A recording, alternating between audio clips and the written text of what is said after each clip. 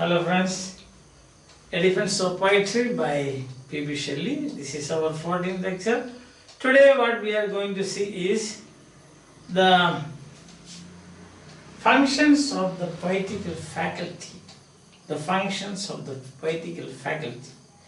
According to Shelley, poetical faculty's functions, he says there are two. One, he says, creates new materials of knowledge. That's it. One creates, so of course it's creation now, something new. Creates a new materials of knowledge. New materials of knowledge. Now what is that? What does that mean?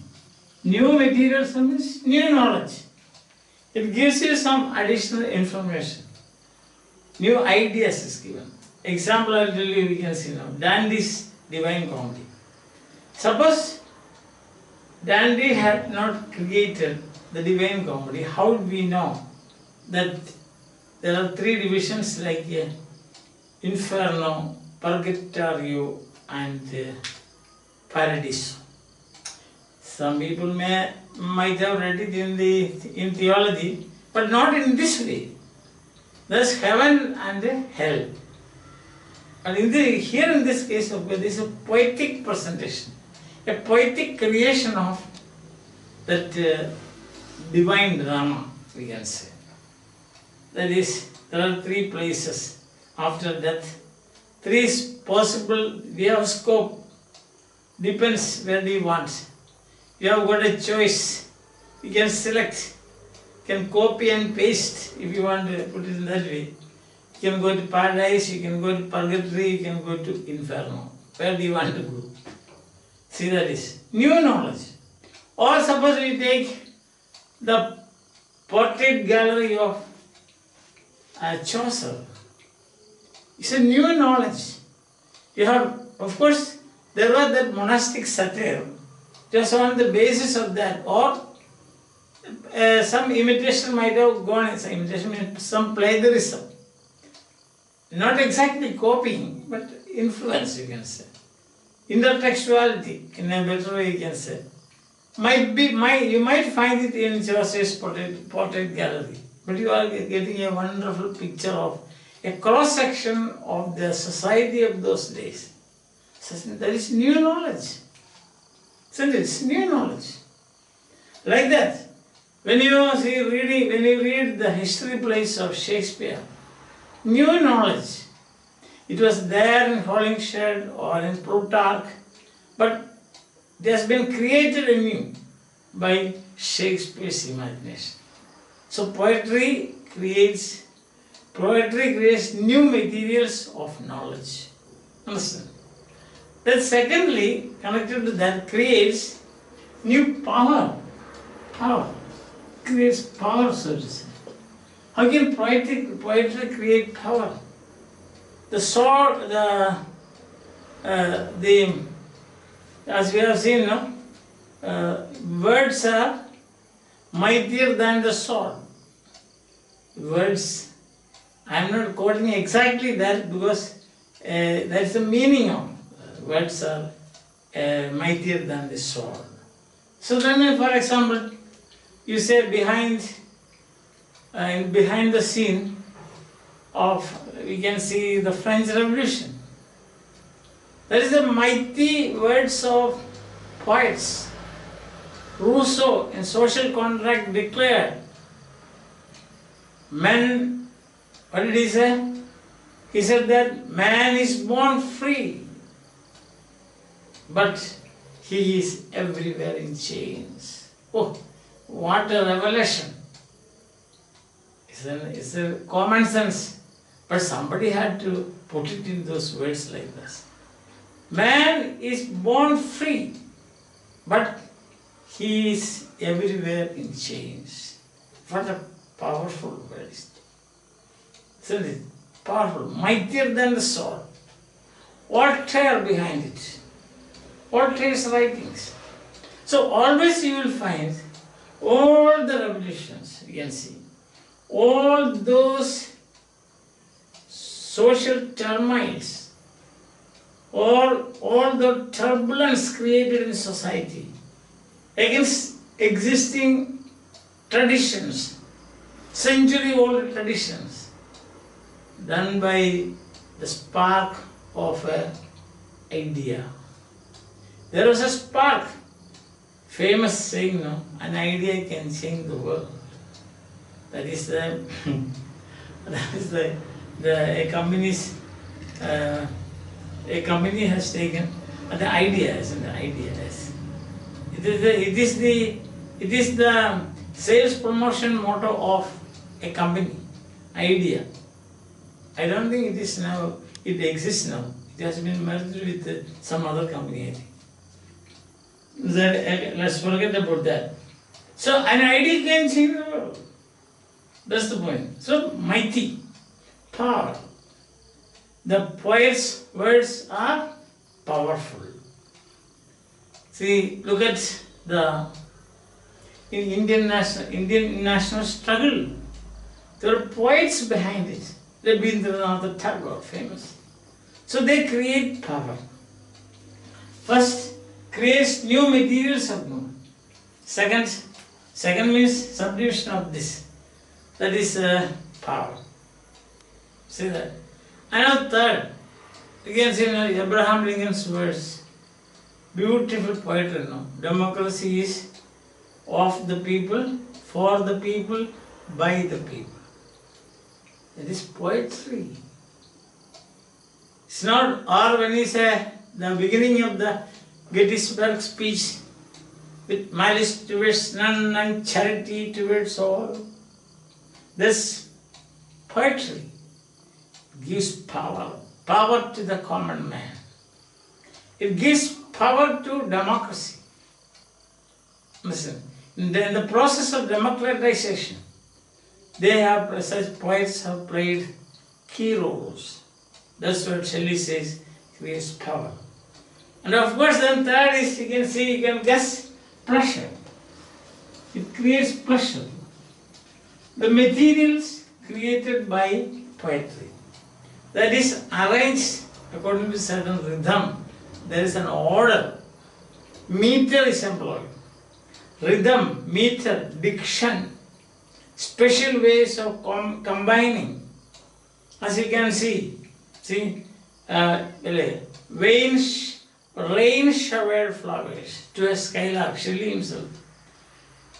Then you can see showered a rain of melody. Isn't it? Showered a rain of melody. Heavy winged thieves. To be or not to be. To be or not to be. And you have got, if you want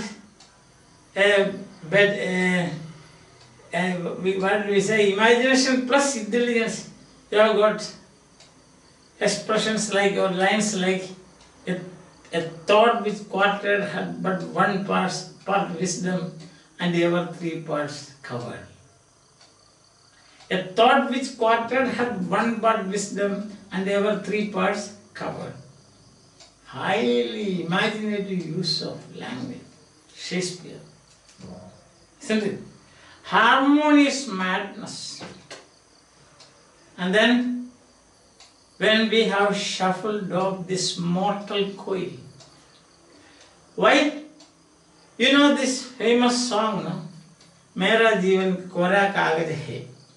Suppose you say, that is prose. But when you put it in poetry, Mera Jeevan Kora Kagaj, Kora hi reh. Then it becomes beautiful music and this becomes poetry. So that is it. Material is this, Mera Jeevan Kora Kagaj. But when you arrange it rhythmically, slight changes in syntax, arrangement of words, etc., it becomes fantastic song. And when you hear it from the full-throated ease of Kishore Kumar, so that is pleasure. You will simply sit like this and then a drowsy numbness Mera Jeevan. Like that. I'm not a singer, but I just initiating that. Just started, that's all. Don't worry about that. Just open. You can see. Yesterday I gave the example, pal pal dil ke paas. Pal pal dil ke paas rehte hain. Now that is repetition of that pal makes big difference. Pal dil ke paas rehta hai. Pal pal, right. That's the difference. Suppression. Arrangements, combinations, mortal coil, etc. I give you. Understand? So, these are the two pressure, etc. So, second point is this. Second point is materials created, they are work of art, made good and beautiful. They beautify. That's another thing. So, make beautiful. That is function of art. Creates, and then the second function is making beautiful. That is there in a clay. You make a statue, it becomes beautiful. Isn't it? Wood carvings. You working when the hands, the chisel and the hand of the artist works on it, it becomes a beautiful statue. You know the full form of MCH? Some doctors, they have got a MCH. MCH. MCH. This is a degree. You know what is the full form? Magister Chirurgy. That is the full form. Magister Chirurgy. This is the full form. Chirurgy. That means that instrument with which the carpenter works. You know, a sharp instrument. So something like this with the. So that is. And that is chirurgy. So the tools of the carpenter, that's all. Magister means master. So that is the degree, I think that is the highest degree in surgery, MCH. So the carpenter's tool, a person who uses the carpenter's tool in a very refined manner on the human body is MCH. So surgery. So that's what I am telling you, that is poetry. See that when a surgeon operates on a human body, using all his skill, using the tool skillfully, then that is, you are making a human body better, beautiful. See, you understand my point.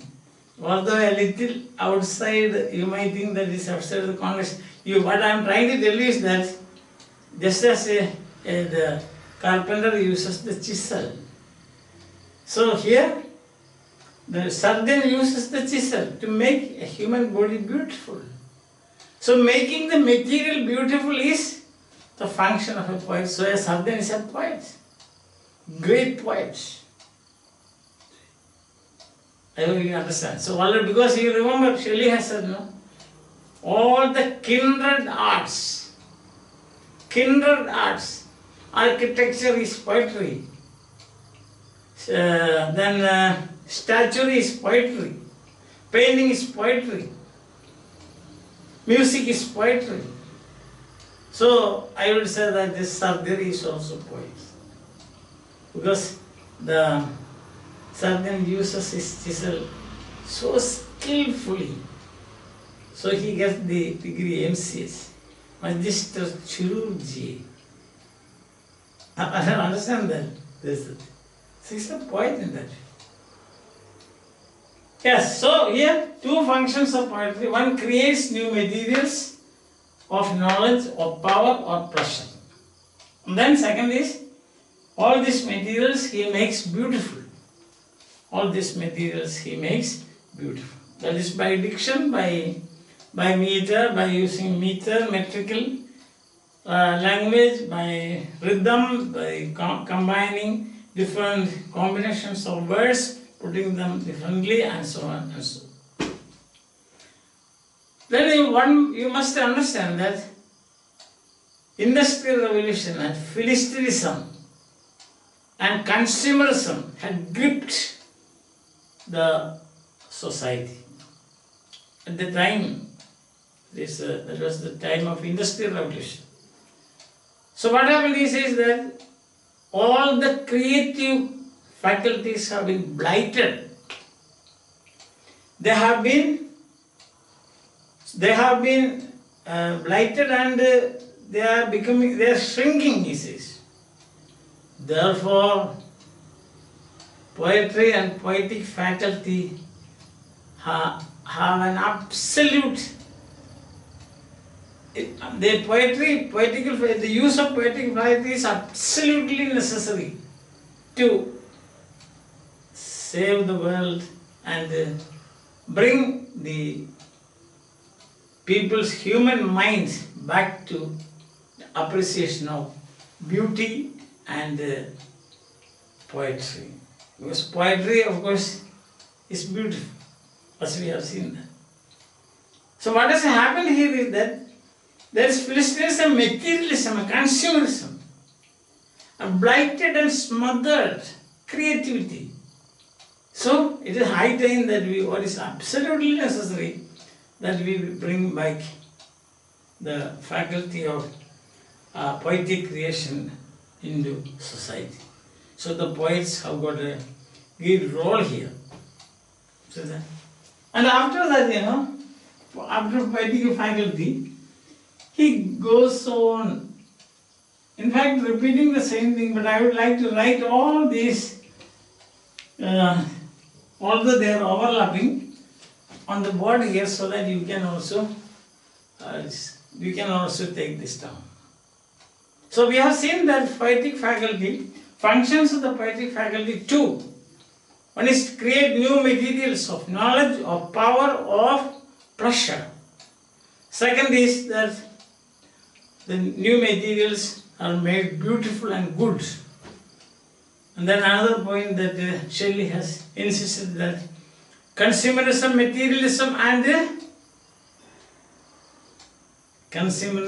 materialism, individualism, greed, Philistinism, to use the word Mathew, rampant in human society.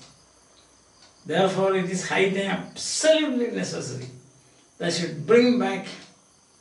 The poets have a role. The poets have a prophetic role to save mankind by bringing back the faculty or the poetical function back to the society. So creativity is important, because if you are run after this materialism, consumerism and so on, no creativity, only amassing, calculating your brain, calculating brain. The other is expansion, imagination. That is the finer spirit, refinement. So the poet has a role here. And then he goes on, say about a dozen, you can say, different aspects of poetry, he says. One, he says, poetry is divine. First, what is poetry, he says? Poetry is divine. So it is a divine faculty. The frenzy the poet feels is a divine frenzy. It's a divine. Second is, poetry is at once the center and circumference of knowledge. Second, poetry is at once the center and the circumference of knowledge. So that means the poet is everything. All knowledge is poetry, or all knowledge emanates from poetry. And almost the same meaning is in the next one. Poetry comprehends all. Third, poetry comprehends all. All like this. Center and the contour. Almost the same meaning. And the next statement about poetry is the root and blossom of all other systems of thought. Poetry is the root and blossom of all systems of knowledge. And you can see, overlapping. Poetry is at the center, poetry is comprehension, poetry is, but of course there is slight differences here and there. Poetry adorns all things in the world. Fifth one. Poetry adorns all things in the world. Poetry adorns all things in the world. So similar, almost similar you can say, but still there are differences. It's a poetic way of expressing. Poetry is the fountain from which all beauty and knowledge spring forth. Sixth one. Poetry is the fountain from which all systems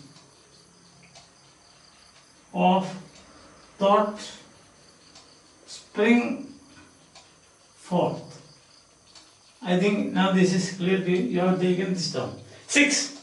We have got some more such statements. Very important in the sense that being students of literature. See, you can see how from different angles he looks at poetry. Because this is about poetry. Defense of poetry. Or a rebuttal. Because some people have said that Thomas Peacock, his friend, has said that to use your intellectual powers for something better. Reasoners, he calls them reasoners. But he says, look, poetry comprehends all. Poetry is divine. Poetry is at once the center and circumference of knowledge. Poetry comprehends all. Poetry is the root and blossom of all systems of knowledge. Poetry adorns all the things in the world. Poetry is the fountain from which all systems of thought spring forth. So poetry is all pervasive. Poetry is omniscient and omnipotent and omnipresent. That is, poetry, you can see, is all knowing, it is all powerful, and it is also. So that is an attribute of God, isn't it? Yeah, poetry. Because poetry, after all, is divine. Reason is human, but poetry is divine. That is the difference. Understand? Then he says poetry is the surface and bloom of all things. 7.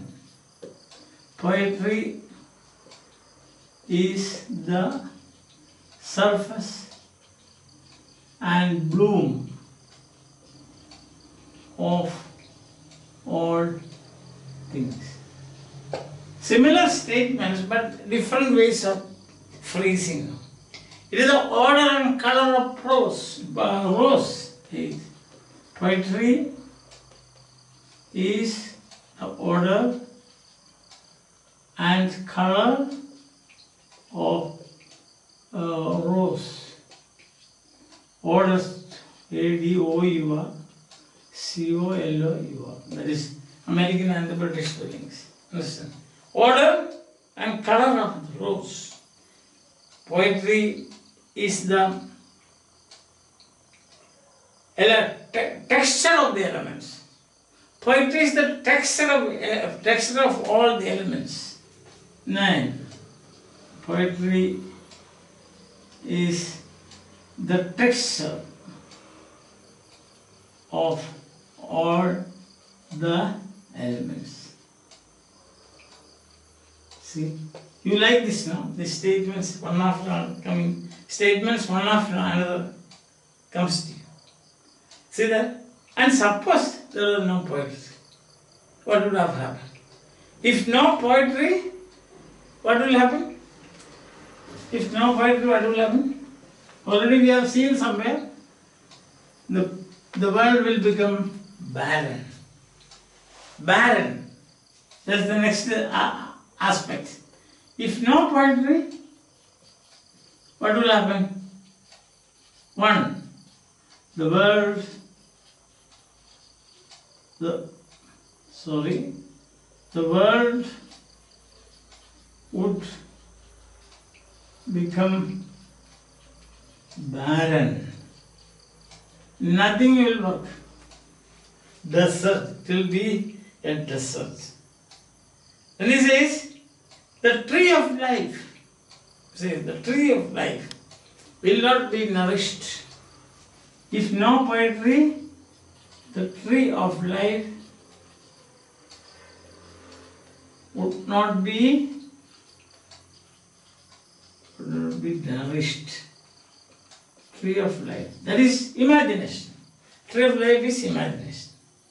And third is this, there will be no virtue, love, then you can see friendship. There will be no love, virtue, friendship, all these good things. There will be values. There will be no values of life. And there will be no beauty. The scenery, the beautiful scenery, beautiful sights that we see described. There will be no such thing. Yes, if there is no poetry. There will be no Tintin, no daffodils, no clouds, nothing. To a skylark or to a nightingale, none of these things. Understand?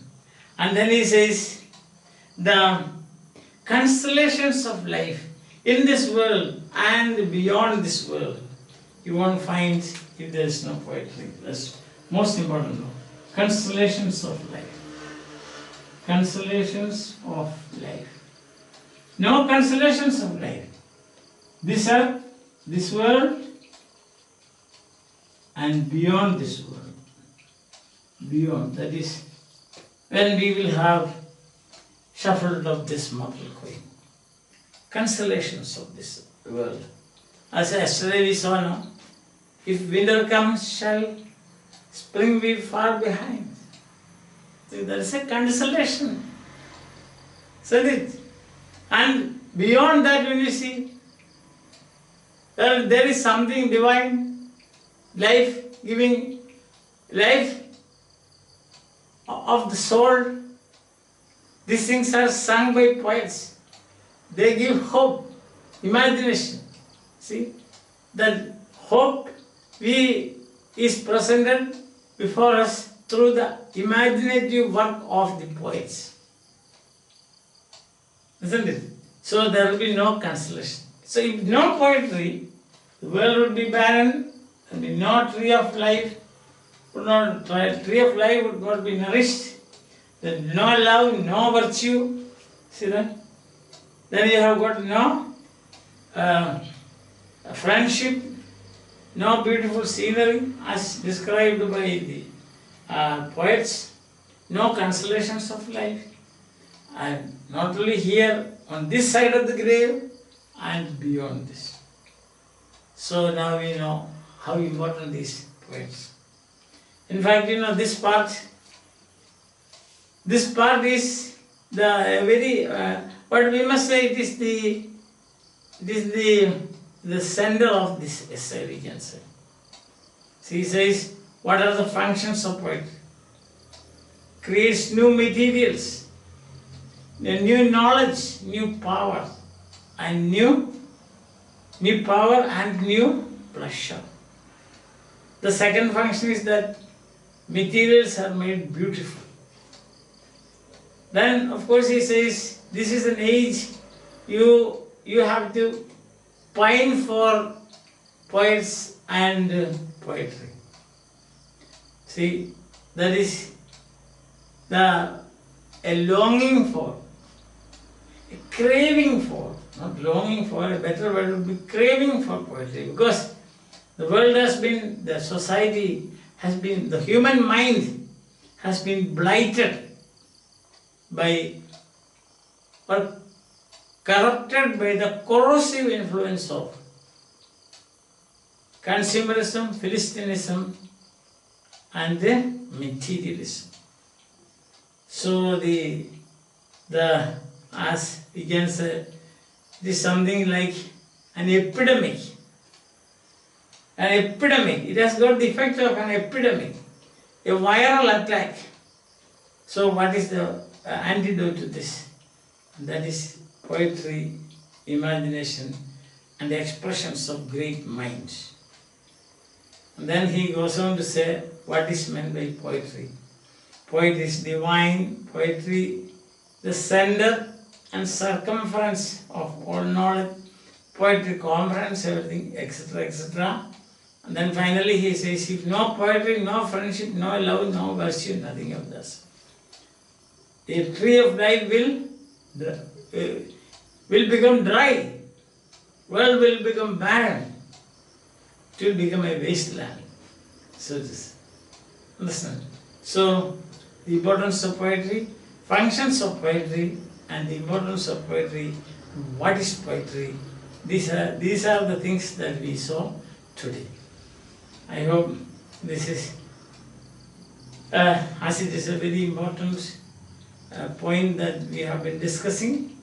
For the time being, we will wind up today and we will meet again without much delay, maybe tomorrow or in the 1 or 2 days after this, because you are going to have holidays, 2 or 3, and some of you may be terribly busy with your exams. I don't know, all the exams in all universities are over or not. This is only March. Usually it happens like that, by end of March or so, all the examinations will be over and you will have a nice, plenty nice time of enjoyment. But I would like to, my virtual students, I would like to make an announcement. That is, the announcement is in the near future, say within 5 or 6 days time, I am going to launch tuition classes. Tuition class is not for money, free tuition. And the free tuition is on formal grammar of English. Formal grammar. Formal means I will be explaining, see, sometimes what happens, these days, this is what I know. I am one of the old guards. So that I passed my SSLC, that is a school final examination, 1961, that is years back.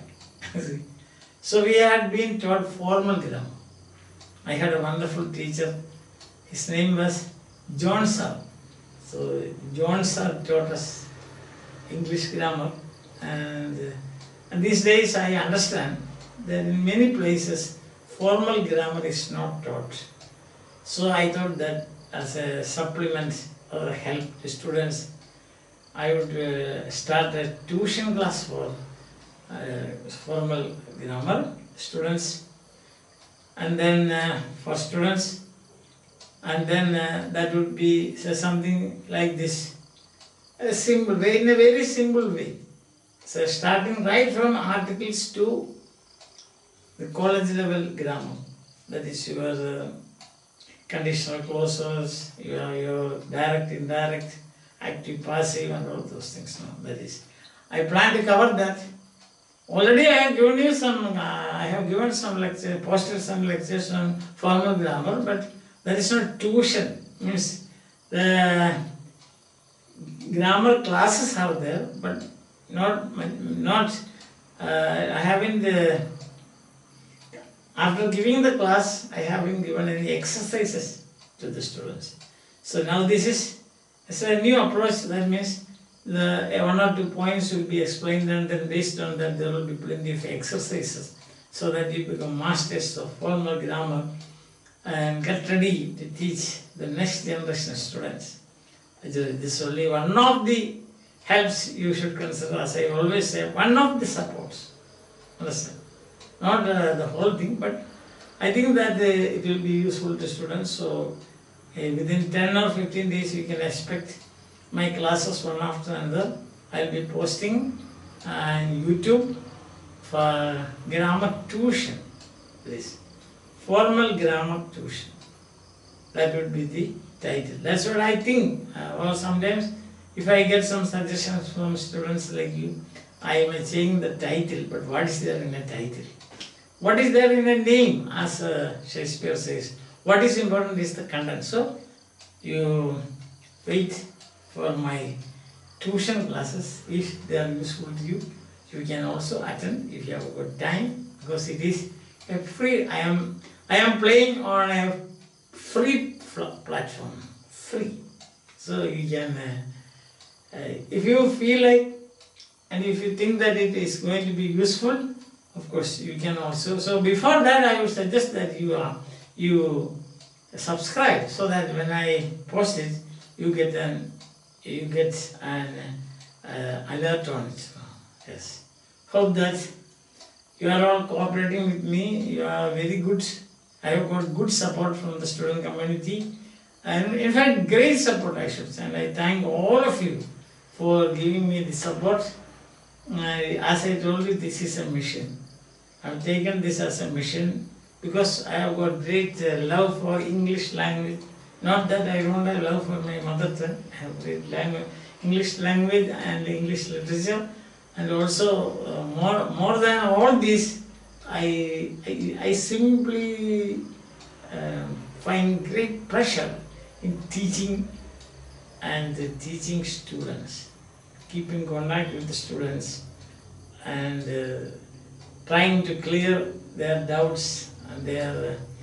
When I get comments of appreciation, in fact, I am in cloud 9, I can say. So thank you very much for your support. I hope that I will continue to receive your support and your good comments and remarks, encouraging and appreciating remarks. And if I have made some out of the context remark also, then I hope that you will forgive me. It doesn't affect the main body of the lecture, of course. Some days I may go out a little bit, so in certain cases you may think that, but for me, in my overall scheme, that thing also has a place in my lecture. I hope that you are enjoying and benefiting. So bye, have a nice day, enjoy your life.